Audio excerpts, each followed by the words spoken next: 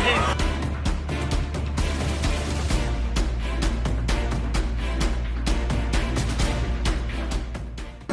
चीन की धरती पर भारत को मिली है एक जबरदस्त कूटनीतिक जीत।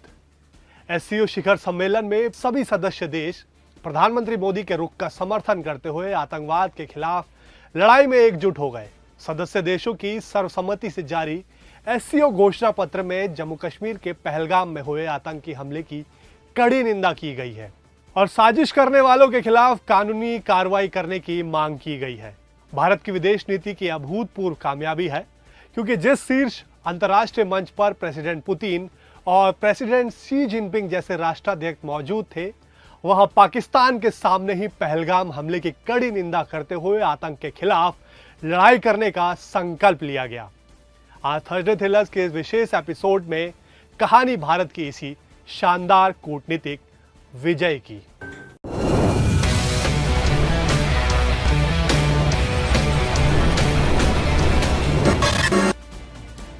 ये हैं नए भारत के आत्मविश्वास के साथ बढ़ते हुए कदम। पीएम नरेंद्र मोदी जब चीन में एससीओ शिखर सम्मेलन के आयोजन स्थल पर पहुंचे तो सबसे पहले रूस के प्रेसिडेंट व्लादिमीर पुतिन ने गर्मजोशी के साथ उनका स्वागत किया। इसके बाद चीन के प्रेसिडेंट शी जिनपिंग ने आगे बढ़कर पीएम मोदी की अगवानी की। बेहद आत्मीयता के साथ हंसते और ठहाके लगाते इन तीनों शिखर शख्सियतों को दुनिया बस देखती ही रह गई। फिर आया वक्त एससीओ के मंच से प्रधानमंत्री नरेंद्र मोदी के वक्तव्य का। पीएम मोदी ने जो बोला उसने एक नया इतिहास ही रच दिया। हाल ही में हमने पहलगाम में टेररिज्म का बहुत ही घिनौना रूप देखा। इस दुख की घड़ी में जो मित्र देश हमारे साथ खड़े रहे, मैं उनका आभार व्यक्त करता हूं। यह हमला केवल भारत की अंतरात्मा पर ही आघात नहीं, यह मानवता में विश्वास रखने वाला हर देश, हर व्यक्ति को खुली चुनौती थी। ऐसे में प्रश्न उठना स्वाभाविक है, क्या कुछ देशों द्वारा आतंकवाद का खुलेआम समर्थन हमें स्वीकार्य हो सकता है? एक्सेलेंसी, हमें स्पष्ट रूप से और एक स्वर में कहना होगा कि आतंकवाद पर कोई भी डबल स्टैंडर्ड स्वीकार्य नहीं हुई। हमें मिलकर आतंकवाद का हर रंग में, हर रूप में विरोध करना होगा। ये मानवता के प्रति हमारा दायित्व है। पाकिस्तान के सामने पुलवामा हमले की कड़ी निंदा केवल पीएम मोदी ने ही नहीं की, एससीओ सदस्य देशों ने भी इसमें अपनी सहमति जताई और एससीओ संयुक्त घोषणा पत्र में इसे शामिल भी किया गया। रूस के प्रेसिडेंट पुतिन और चीन के प्रेसिडेंट शी जिनपिंग की मौजूदगी में एससीओ संयुक्त घोषणा पत्र में पहलगाम हमले की कड़ी निंदा को शामिल किया जाना भारतीय विदेश नीति की अब तक की सबसे जबरदस्त जीत है। शंघाई सहयोग संगठन यानी एससीओ के सभी देशों ने मिलकर माना है कि पहलगाम में हुआ हमला गलत था और ऐसे आतंकवादी हमले स्वीकार्य नहीं हैं। आइए तियानजिन एससीओ घोषणा पत्र की खास बातों पर डालते हैं एक नजर। संयुक्त घोषणा पत्र में सदस्य देशों ने 22 अप्रैल 2025 को पहलगाम में हुए आतंकवादी हमले की कड़ी निंदा की है। एससीओ संयुक्त घोषणा पत्र में पहलगाम आतंकवादी हमले के शिकार हुए मृतकों और घायलों के परिवारों के प्रति अपनी गहरी संवेदनाएं व्यक्त की गई हैं। घोषणा पत्र में कहा गया है कि ऐसे आतंकवादी हमलों के दोषियों, ऑर्गेनाइजर्स और स्पॉन्सर्स को न्याय के कटघरे में लाया जाना चाहिए। संयुक्त घोषणा पत्र में लिखा गया है कि सदस्य देश आतंकवाद, अलगाववाद और उग्रवाद के खिलाफ लड़ाई के प्रति अपनी दृढ़ प्रतिबद्धता की पुष्टि करते हैं। साथ ही आतंकवादी, अलगाववादी और उग्रवादी समूहों का भाड़े के उद्देश्यों के लिए उपयोग करने के प्रयासों की अस्वीकार्यता पर बल देते हैं। घोषणा पत्र के अनुसार सदस्य देश आतंकवादी और उग्रवादी खतरों का मुकाबला करने में संप्रभु देशों और उनके सक्षम अथॉरिटीज के लीडिंग रोल को मान्यता देते हैं। घोषणा पत्र में उल्लेखित किया गया है कि एससीओ सदस्य देश आतंकवाद के सभी रूपों और अभिव्यक्तियों की कड़ी निंदा करते हैं। इस बात पर बल देते हैं कि आतंकवाद के खिलाफ लड़ाई में दोहरे मापदंड अस्वीकार्य हैं और अंतर्राष्ट्रीय समुदाय से आतंकवादियों की सीमा पार गतिविधियों सहित आतंकवाद का मुकाबला करने का आह्वान करते हैं।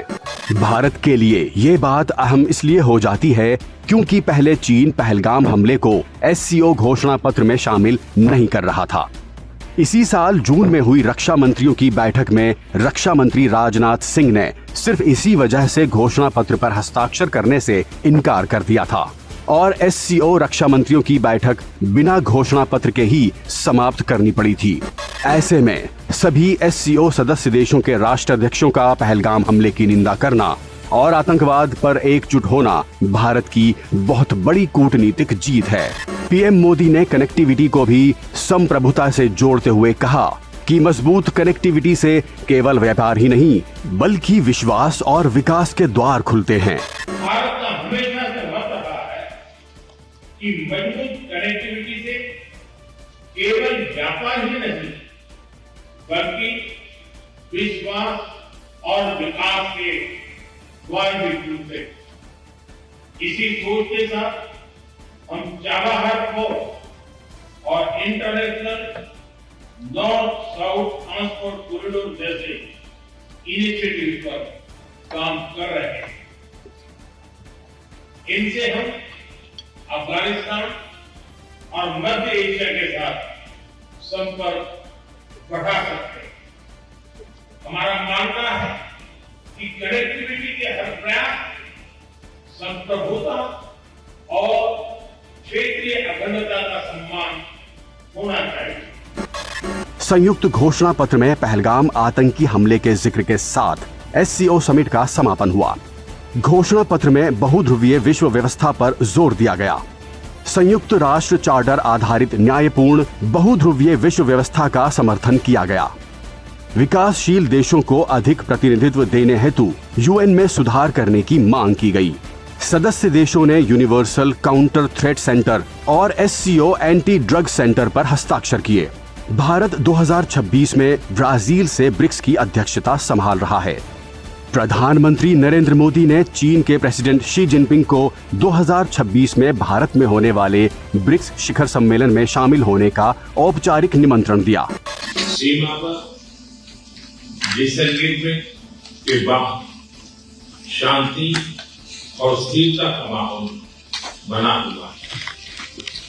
हमारे स्पेशल रिप्रेजेंटेटिव्स के बीच बॉर्डर मैनेजमेंट के संबंध में सहमति बनी।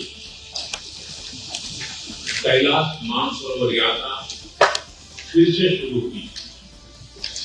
दोनों देशों के बीच डायरेक्ट फ्लाइट भी फिर से शुरू की जा रही है।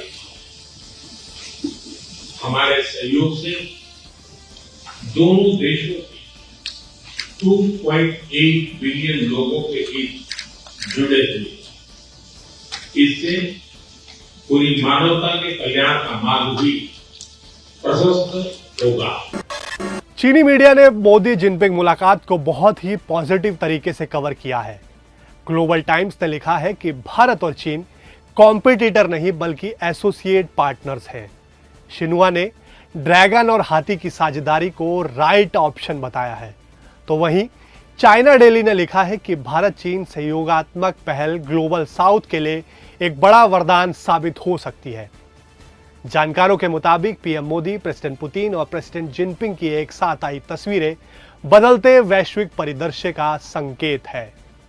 अमेरिका जहां दुनिया को यूनिपोलर बनाए रखने की जद्दोजहद में जुटा है, वहीं भारत, रूस और चीन की एकजुटता नए मल्टीपोलर वर्ल्ड ऑर्डर का स्पष्ट संकेत है, जो न सिर्फ आतंकवाद के खिलाफ एकजुट रणनीतिक प्रतिबद्धता दिखाता है बल्कि भारत के पहल एक पृथ्वी, एक परिवार, एक भविष्य का भी खुलकर समर्थन करता है।